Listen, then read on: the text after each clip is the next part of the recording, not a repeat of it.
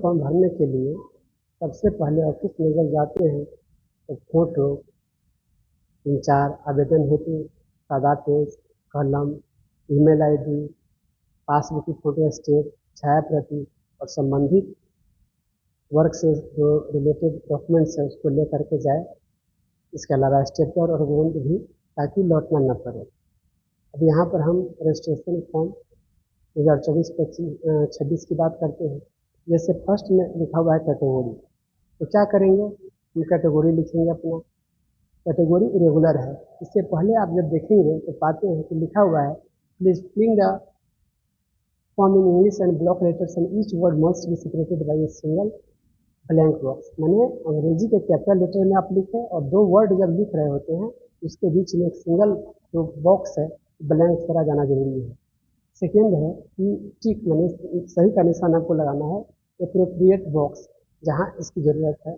Third है all information are mandatory except serial number 22, 25, 26 and 27।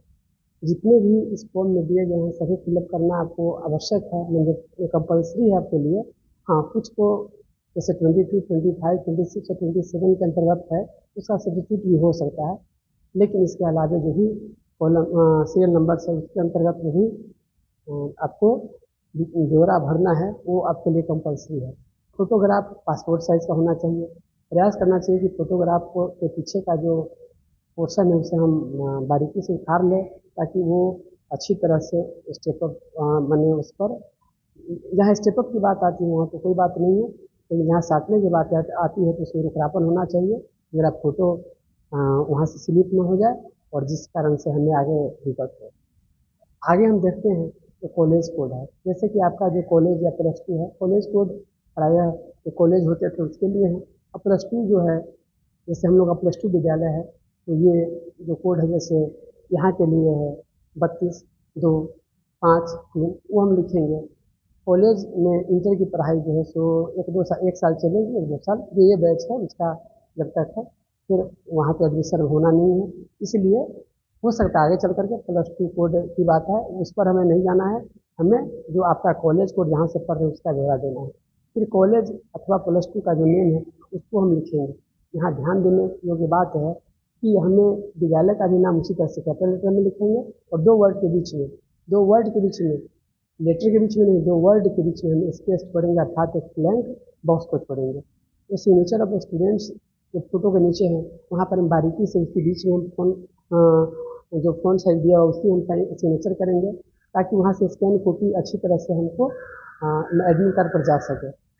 प्रायः क्या होता है लोग बाहर लिख देते हैं अथवा लाइन पर लिखते हैं, उस स्थिति में दिक्कत होती है। तो प्रयास करें कि किसी के बीच में ही लिखें, ताकि उसको कट करके आपको ऑनलाइन फॉर्म भरते समय मैंने उसको स्कैन कॉपी जब स्कैन किया जाए तो आसानी से आपके निर्धारित स्थान पर सही ढंग से पोर्ट हो सके।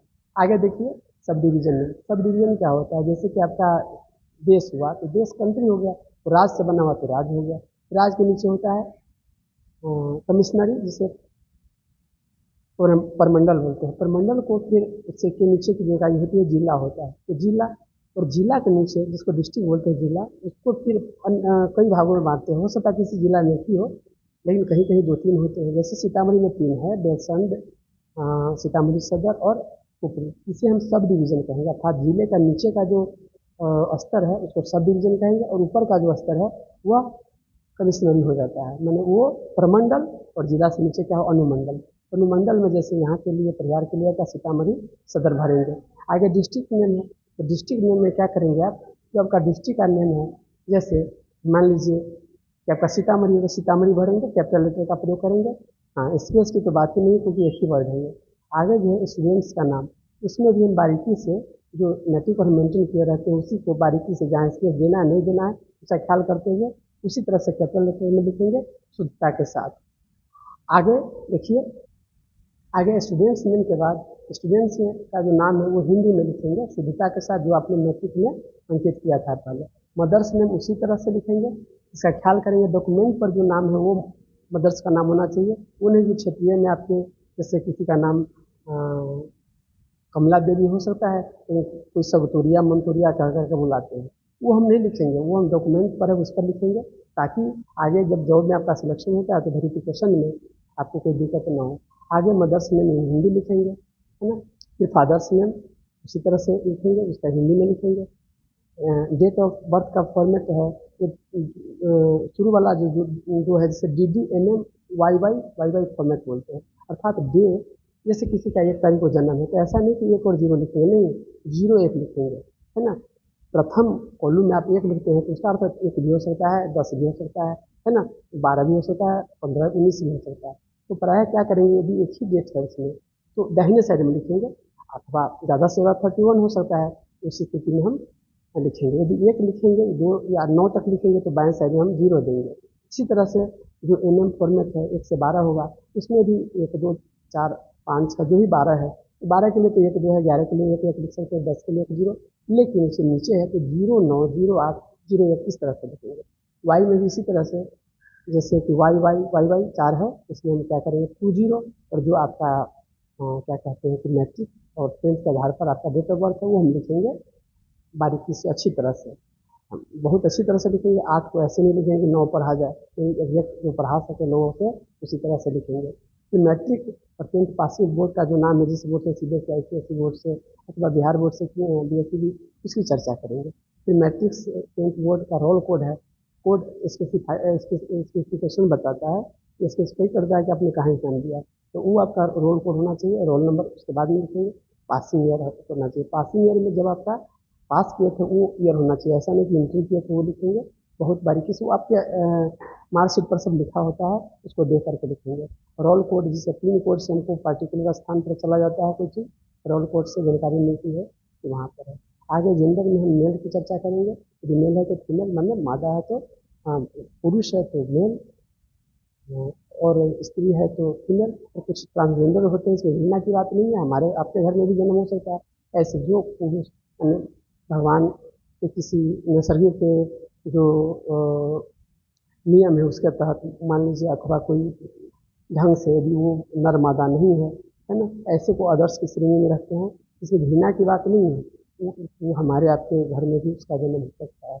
आगे चलेंगे कैटेगरी, कास्ट कैटेगरी में हम जनरल लिखेंगे, बीसी है तो बीसी लिखेंगे, बीसी है तो बीसी, एससी शेड्यूल कास्ट के लिए है, एससी शेड्यूल ट्राइब के लिए है। और याद रखिए, यदि अपने कैटेगरी में अपना सही से नहीं लिखा है तो यदि मिलने वाला जो वांछित लाभ है आपको आरक्षण वो नहीं मिल पाएगा, फिर आप जनरल की तरफ शिफ्ट करेंगे। लेकिन आप जैसे कैटेगरी लिखे हुए हैं और ज़्यादा नंबर लाते हैं तो जनरल में आप जाएंगे, और आपके कैटेगरी का जो है तो इतनी हानि नहीं होगा, लेकिन कम नंबर लाने पर यदि आपकी कैटेगरी में कम में सिलेक्शन होता है और आपने वो डॉक्यूमेंट नहीं दिया है, उस स्थिति में आपको जनरल कमीशन की बात बोलनी है कहीं भी तो आपको फिर प्रॉब्लम होगा। डिफरेंटली अवेल्ड में यदि आप दिव्यांग है, नहीं है तो नो, इसके बाद आगे कुछ नहीं भरना। यदि है तो किस तरह का दिव्यांग है, हाथ पैर आँख नाक, इसकी चर्चा करेंगे। नेशनलिटी, आप इंडिया से है कि अदर्स से है, यदि इंडियन है तो इंडियन करेंगे, अदर्स एज पर रूल, माने बिहार, हाँ भारत में दूसरे सभी देश से नहीं आ सकते हैं पढ़ने, लेकिन कुछ तो एज पर रूल के आधार पर है। जैसे आपके घर में भी सभी लोग नहीं आते हैं, ऐसे ही क्या होता है जिससे दोस्ती रहती है, तो भारत का जो वैश्विक स्तर पर जहाँ जहाँ से उनको अलाउ किए हैं जिस देश को, वैसे लोग अपने नेशनलिटी को लिखेंगे, जो कि एज पर रूल होता है, उसमें ऐसा नहीं कि लिखने से ही हो जाएगा, रूल का तहत आता है। ठीक है, आगे चलते हैं।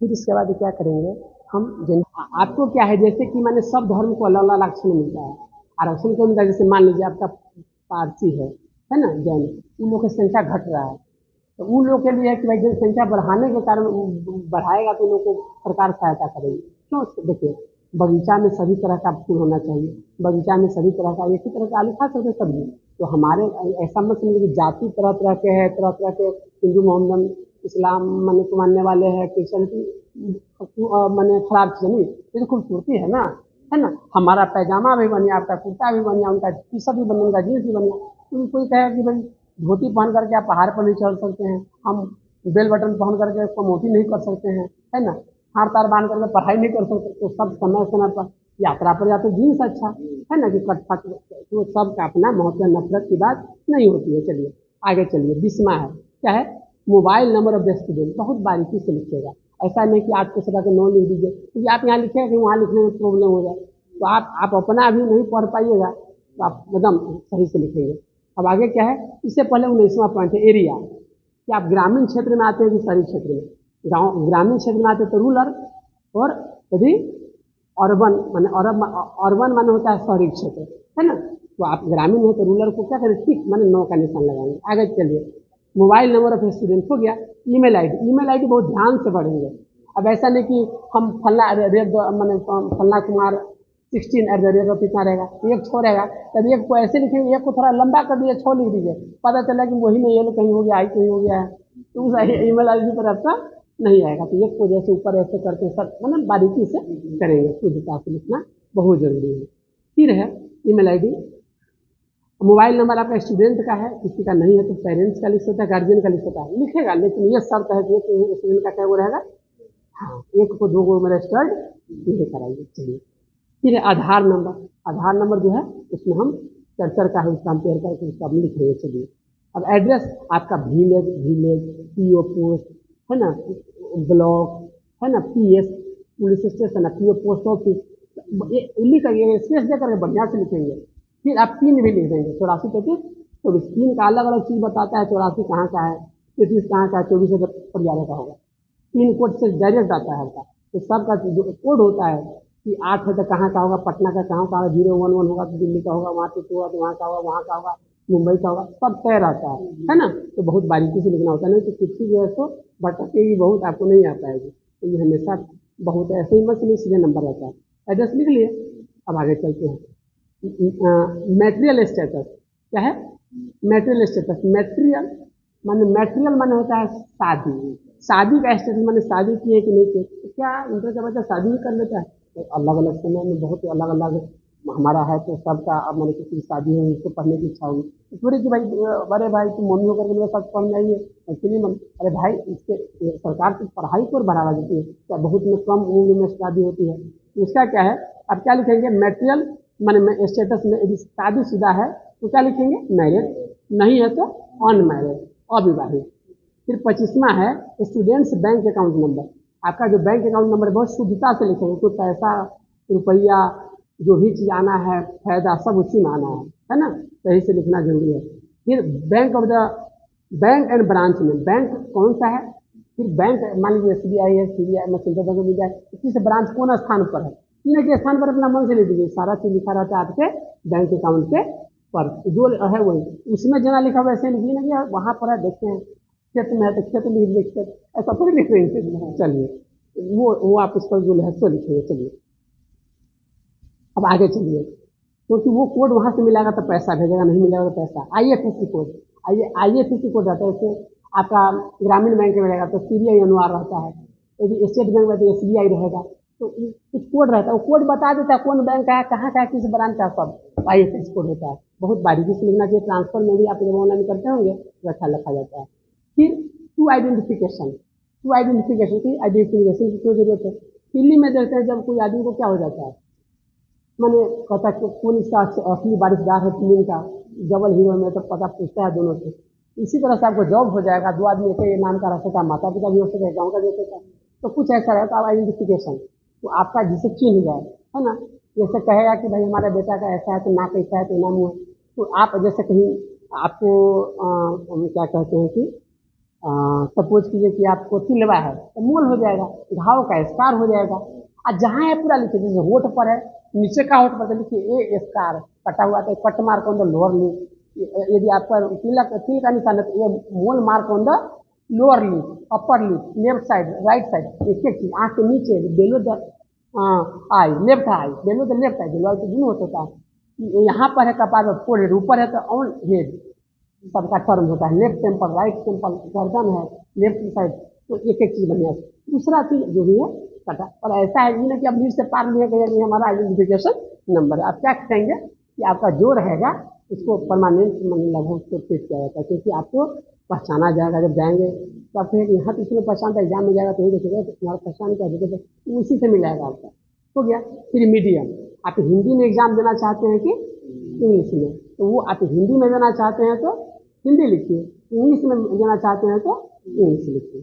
चलिए, अब आगे देखिए, इस जो नंबर है subject detail with the numerical codes, माने कोड होता है, अब यह कोड क्यों होता है, सब्जेक्ट है, कोड बता देता है कि भाई आप जो कोड है आप किस रूप में उसको लिए हुए हैं।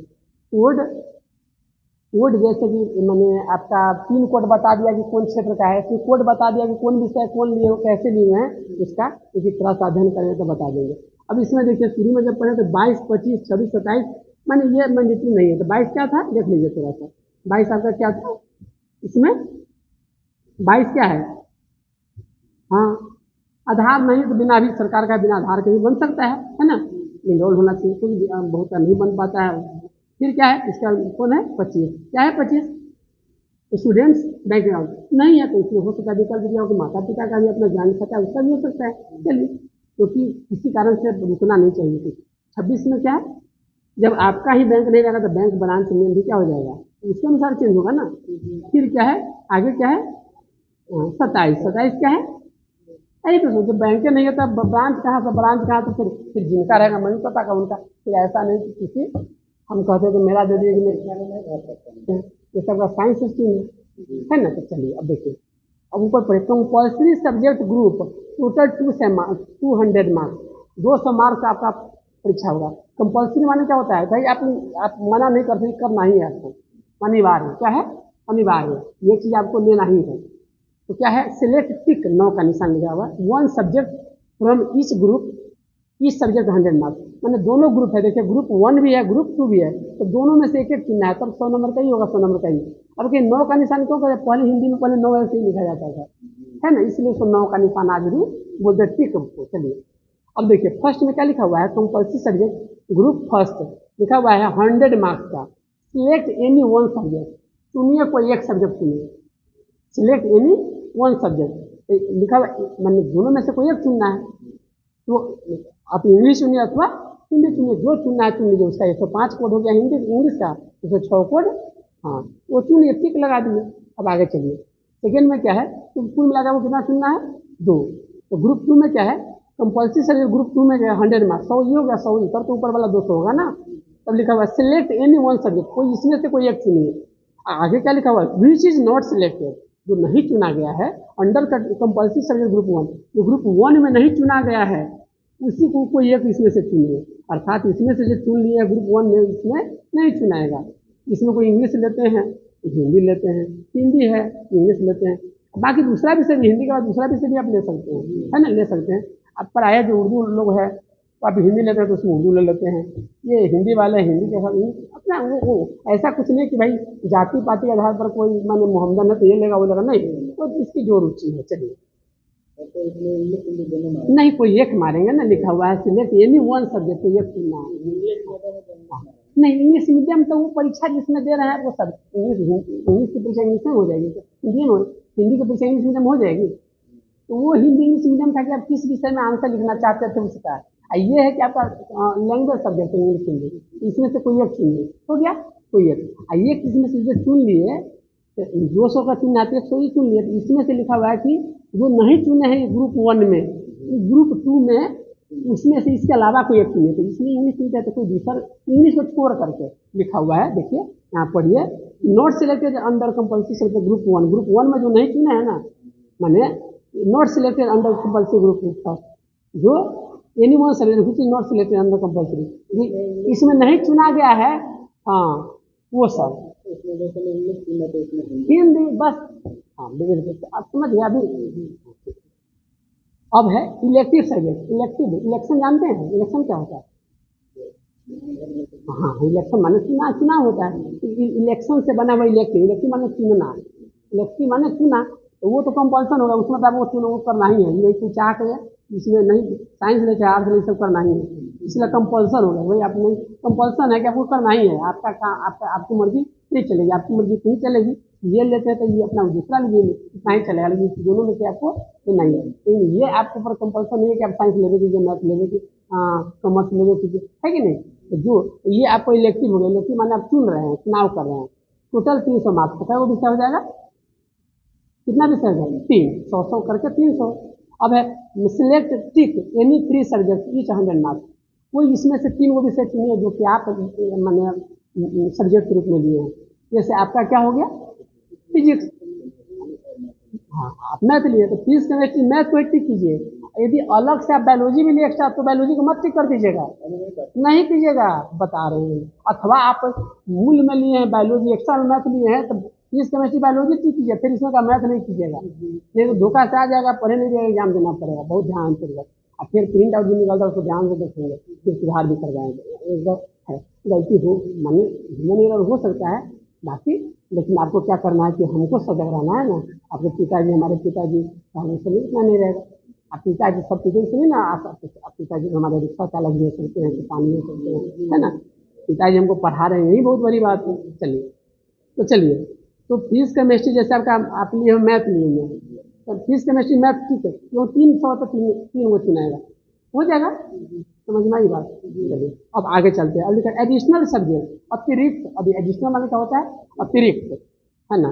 सब्जेक्ट ग्रुप टोटल 100 मार्क्स का, माने कई वो चुन सकता है एडिशनल आदमी, 100 चुन सकता है। अब पहले का पॉइंट का students who desire to keep, student माने विद्यार्थी, हु माने जो, डिजायर्स माने इच्छा रखता है, टू कीप माने रखने का, एडिशनल सब्जेक्ट माने अतिरिक्त विषय रखने की इच्छा रखता है, must select any one subject from the following subject group, उसको निश्चित चुनना चाहिए, माने इस सब्जेक्ट में से कोई वो चुनना चाहिए। विच, जिसे, ही माने लड़का के लिए, सी माने लड़की के लिए, फॉर्म भरना तो होगा ना, है ना। Has not select under the compulsory subject, माने कंपल्सरी सब्जेक्ट में जो आप नहीं चुने हैं ना, है ना, ग्रुप कंपल्सरी सब्जेक्ट माने समझे, कंपल्सरी सब्जेक्ट माने ये हो गया भाई पहिलका वाला लिस्ट, जो इसमें नहीं चुने हैं उसमें सब्जेक्ट जाएगा। फिर और क्या लिखा हुआ है देखिए, कंपल्सरी सब्जेक्ट के बाद लिखा हुआ है फिर और, अथवा कंपल्सरी सब्जेक्ट ग्रुप 2, फिर ग्रुप 2 में माने इसमें इसको छोड़ करके फिर इसको छोड़ करके, क्योंकि जो नहीं चुना गया उसको बोल रहा है। और आगे क्या है सो देखिए, ऑब्लिक और इलेक्टिव सब्जेक्ट, जो इलेक्टिव सब्जेक्ट में अभी फिजिक्स केमिस्ट्री आप जैसे मैथ सुन लिया, ये छोड़ करके, माने English Hindi physics chemistry math को छोड़ करके, तब क्योंकि लिखा है नॉट सिलेक्टेड, जो ग्रुप 1 माने ये, ग्रुप 2 माने ये, इलेक्टिव सब्जेक्ट माने ये, क्योंकि और माने अथवा होता है, हिंदी में और माने क्या होता है, और राम और श्याम माने राम एंड श्याम, यहाँ पर राम और श्याम माने राम, चाहे राम न था श्याम, है ना। और देखिए कोई कहेगा कि अंग्रेजी का है, देखिए हिंदी है आपको मैंने अंग्रेजी का है, क्योंकि बिना अंग्रेजी के आपको क्या होता है ना, मैं तो खाली पास रहना कि बिना हकीकत है, बिना अंग्रेजी के आपको विदेश में बात करनी है, बच्चे में दिक्कत होगी, फॉर्म भरिएगा, यहाँ तक कि कोई आंसर की हिंदी इंग्लिश में रहेगा तो सही किसको माना जाता है, इंग्लिश में जो क्वेश्चन छपा हुआ है ना वही सही माना जाएगा। और फिर आपका एनसीईआरटी में जो किताब रहेगा तो एनसीईआरटी में उसी को सही माना जाता है। इसलिए अंग्रेजी का आप 11th 12th पढ़ते हैं तो इतना नॉलेज हमको जरूर, बहुत पारंगत नहीं कर रहे हैं, लेकिन इतना नॉलेज हमको होना चाहिए। सेकेंड क्या है, the students who does not want to keep additional subject, वह विद्यार्थी जो एडिशनल सब्जेक्ट नहीं रखना चाहता है ना, did not to select any subject under the subject group, तब उसको मैंने क्या है इस सब्जेक्ट ग्रुप में, माने इसमें एडिशनल सब्जेक्ट ग्रुप में इसमें से कोई नहीं चुनना है, तो चुन दीजिएगा तो विषय आपको आ रहेगा। तो कोई चिंता क्यों है, तो पढ़ाई इसलिए चिंता कि मैथ के साइंस बायोलॉजी के लिए जो नंबर ज़्यादा आता है वो क्या हो जाता है, वो हो जाता है, और फिर जो कम आता है फेलो कर जाता है, इसका मान उसका रिजल्ट आ जाता है। और दूसरी बात क्या है कि दोनों से चुना हुआ है तो मैथ के कारण वो IIT भी बनता है, IIT में भी जा सकते हैं इंजीनियरिंग लाइन में, और बायोलॉजी के कारण वो मेडिकल में भी जा सकता है। इस आधार पर नहीं सोचना चाहिए कि हमको दिल्ली में जाना चाहिए, नहीं, क्योंकि आप माने दो चीज़ पर मेहनत करेंगे तो उसका भी अच्छा हो जाता है। फिर अच्छा पक्ष क्या है कि कोई आदमी मैथ भी लेते हैं तो मैथ के कारण फिजिक्स भी हो जाता है, बायोलॉजी का केमिस्ट्री का ही हो जाता है। तो कैपेसिटी में देखेंगे ना कि पड़ोसी डूब गया उसमें तो हम भी जाकर उसी में डूब जाए, हमको अपने से देखना है कि क्या अच्छा है, सब अच्छा है। हो गया, इस आवेदन में भरे गए सभी विवरण मेरी उपस्थिति में भरे गए हैं, और आप उपस्थिति में signature of the parent guardian, parents माने माता अथवा पिता का सिग्नेचर, तो पढ़े लिखे नहीं है तब फिंगर चलेगा, है ना, तो वो हो गया। और फिर गार्जियन क्यों लिखा हुआ, हो सकता है कि उनके माता पिता नहीं है, या किसी को गोद लिया हुआ बच्चा होता है तो उसका अभिभावक हो गया ना गार्जियन, जिस गार्जियन माने दादा भी हो सकते हैं, कोई भी हो सकता, हम भी आपके गार्जियन हो सकते हैं जी, लेकिन कानून हमको क्या रहेगा, हम आपको लीगली लिए रहेंगे तब, तो गार्जियन का। अतः signature of the student in Hindi, Hindi में लिखा जैसे हिंदी में कोई बात नहीं है।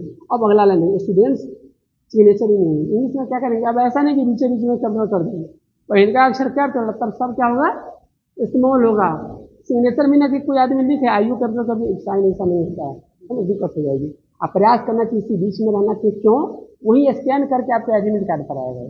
अब वही मिलाएगा तो आपको साइन क्या दिखाएगा कि आप है कि नहीं है, तो उसी से होगा। इसको बारीकी से कोई आदमी है कि दूसरे से साइन करवा ली नहीं, कल हो सकता है हम जब करवा लिया हम आपके चाचा का लड़का, कल हम दुश्मनी हो गया, आपको नौकरी होने वाली है, तो वो पद है, हम आपका 95 नंबर, मेरा 94 नंबर, अब दोनों में से कोई एक के ऊपर होगा, इसमें तुम कह दोगे इसका साइन नहीं है, इसका ये सर्टिफिकेट गड़बड़ है कि यहाँ पर दिया था। ये नौकरी की बात है, वो आदमी को 50,000 पाएगा पर मंथ, और ये वो है कि टोकरी पकड़ के मिलेगा। तो हमको क्या करना है, बस एक एक चीज सही से, हमें लगता है आप समझ गए होंगे। आज जब इतना करके भर देते हैं तो गार्जियन का मैंने आपके प्रिंसिपल साइन करके जाता है, हो जाता है काम। फिर त्रुटि होती है तो आगे भी सुधार का अपना आता है, लेकिन हमको पूरा ध्यान कर देंगे। हमें लगता है समय तो लगा है, लेकिन आपको अच्छा लगा होगा। ठीक, धन्यवाद।